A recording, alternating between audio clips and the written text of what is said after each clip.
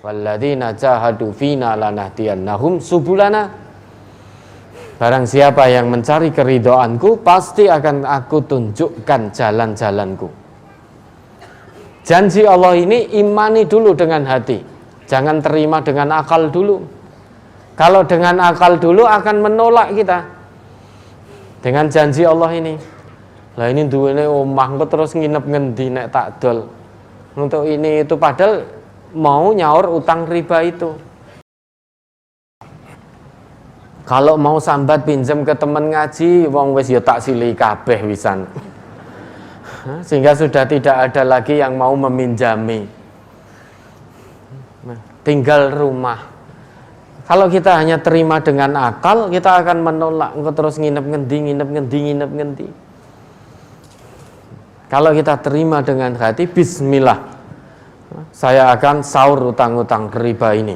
Seakan saya selesaikan semaksimalnya hanya mengharap ridho Allah. Saya bismillah mau hijrah dari riba. Meski belum terpikir saat ini, namun imani dalam hati dulu. Sambil berdoa pada Allah dan terus berusaha. Allah tidak akan pernah menyelisih janji yang telah ditetapkan.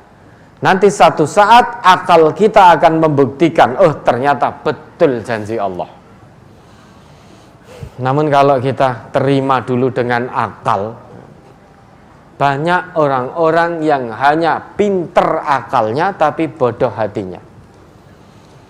Sehingga menerima seruan Allah, ojo korupsi, ning yo tetep korupsi. Itu akalnya pinter. Oh nyatane konangane suwe. Dia tidak yakin dengan Allah. Perintah Allah mencari rezeki yang halal. Allah akan turunkan berkah dari langit dan dari bumi. Janji Allah itu kalau hanya diterima dengan akal, kita akan menolak. Lawang nyatane seprono seprene ket 6 nganti duwe anak 7. Kerja dari pagi sampai pagi nyatane ya mung semene terus. Berkah dari mana?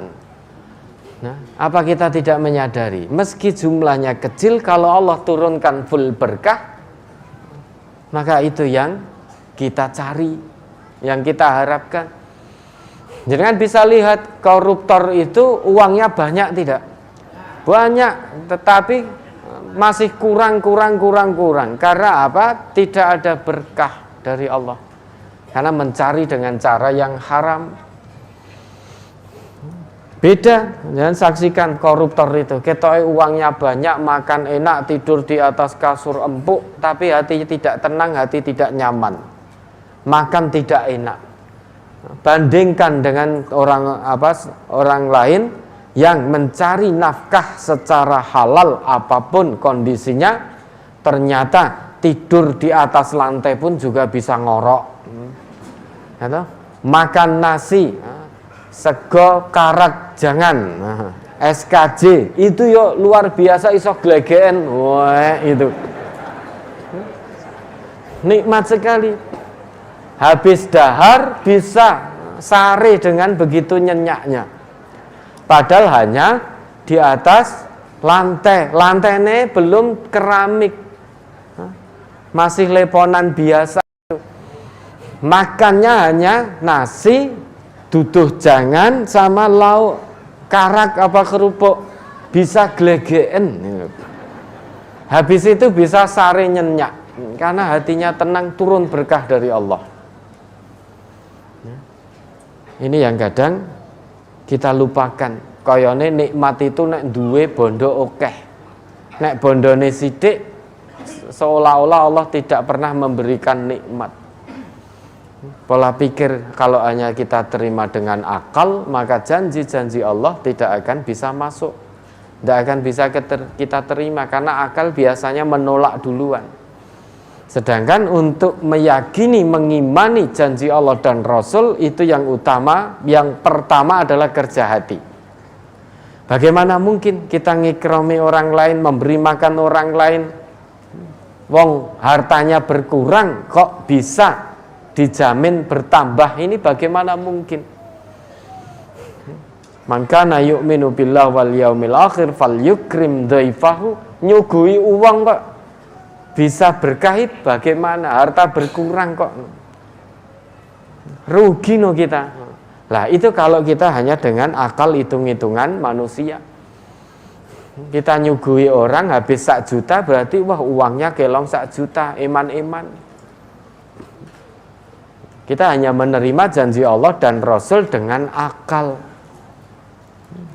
Hitung-hitungan matematika manusia, bukan matematikanya Allah. Kalau matematikanya Allah, terima dulu dengan hati. Kalau sudah sampai bisa diterima dengan hati, maka janji Allah, janji Rasul itu menjadi komitmen kita, kebutuhan kita kepada Allah. Maka hati akan tenang, datang tamu sugui semaksimalnya sebagai bentuk ikram kita. Wes ora iman-iman gitu loh, tidak iman. Kalau masih iman berarti kita menggunakan akal. Wong nyugui semaksimal kita, semaksimal yang kita punya. Nah, oleh karena itu, kalau memang datang yang nagih, katakan terus terang belum punya. Kalau ada sesuatu yang bisa dijual, dijual untuk nyaur utang itu. Kalau utang itu belum bisa disaur, jangan nambah utang lagi. Karena kalau kita gali lubang lagi, maka lubang akan semakin besar. Dan tidak ada yang dipakai untuk nutup. Berusaha ikhtiar insani dan ilahi, mohon ampun dan berdoa kepada Allah. Nabi pun yang senantiasa berdoa dalam sholat beliau, mohon dijauhkan atau berlindung kepada Allah dari berbuat dosa dan hutang. Dalam sebuah hadis disebutkan, an Urwata anna Aisyah radhiyallahu anha akhbarathu. Dari Urwah bahwasanya Aisyah menceritakan kepadanya, anna Rasulullah sallallahu alaihi wasallam kana yad'u fis sholati wa yaqulu, bahwasanya Rasulullah itu berdoa dalam sholat beliau dengan mengucapkan Allahumma inni a'udzubika minal ma'thami wal maghram. Ya Allah, sesungguhnya aku berlindung kepadamu dari ma'tham, perbuatan dosa, dan maghram, dari hutang.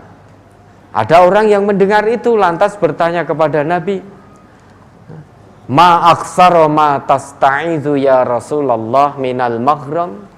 Alangkah banyaknya wahai Rasulullah engkau berlindung kepada Allah dari yang namanya hutang. Apa jawab Nabi kita? Innar rajula idza gharima haddasa fakadzaba wa idza wa'ada fa akhlafa. Karena seseorang itu jika dia berhutang, maka sangat potensi apabila dia bicara dia akan berdusta. Apabila dia berjanji dia akan khianat, menyelisih janji.